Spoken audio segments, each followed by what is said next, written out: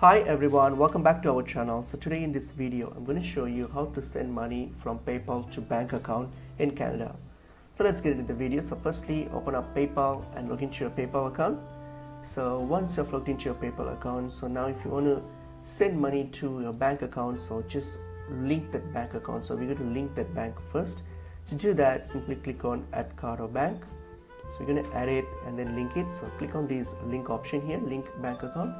Click on it, and now what you can do, you're going to simply pop in the details of your bank account in Canada. So whatever that bank account is, you're going to send it to, just pop that in and then hit on this link your bank.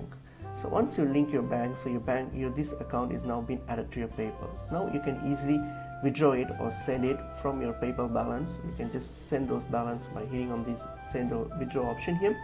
And then when you send it, when you choose to withdraw, you choose the account that you just added. So choose that account and then you can just proceed and complete the transaction. So that's pretty much it is. Hope this video was helpful. I will see you in another video. Thank you.